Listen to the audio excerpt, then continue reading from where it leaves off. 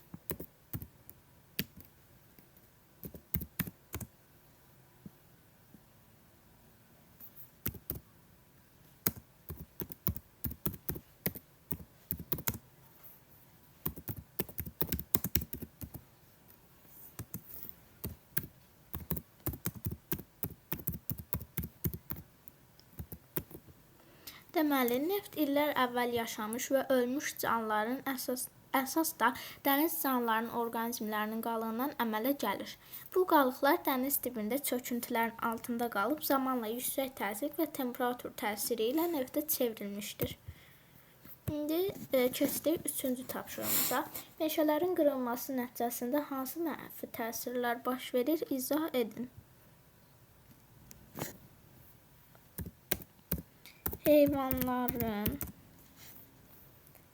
yaşayış yerinin itməsinə və havanın çirklənməsinə səbəb olur.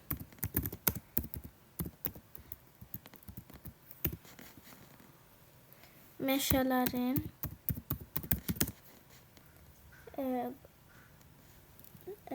azalması havanın keyfiyyətini pisləşdirir və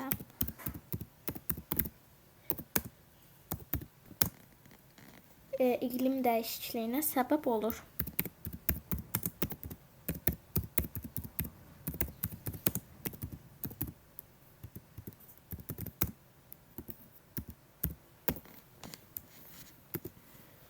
İndi keçdik tapşırıq 4-ə. Verilmiş sözlərdən istifadə edərək mətndəki boşluqları tamamlayın.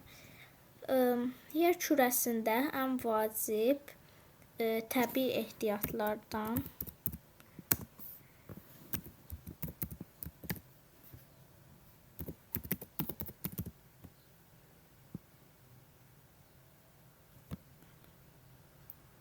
Təbii ehtiyatlardan biri də sudur.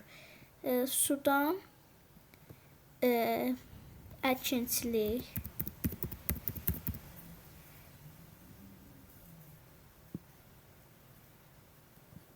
məişət və sənayedə geniş istifadə edilir.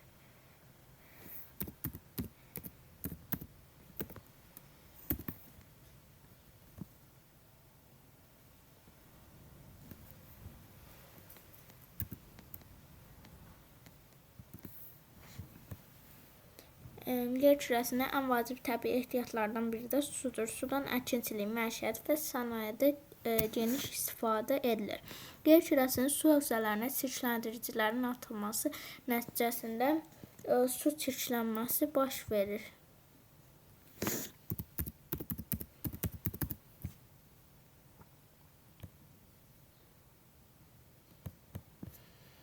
Və belə sular istifadə üçün yararsız olur. Sənayeleşmə nəticəsində istehsalın artması suyun çirklənməsini sürətləndirmişdir. Belə ki, fabrik və zavodlardan atılan suların tərkibində ətraf mühitə zərərli kimya maddələr olur.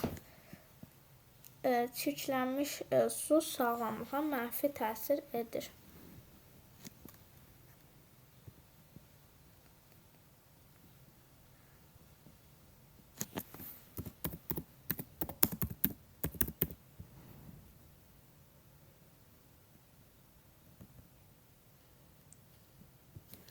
Və ümumiləşdirici tapşırıqların səhifə 73-ü tamamilə qurtardıq, həll etdik. Bugünkü dərsimizdən bu qədər dostlar. Hələlik.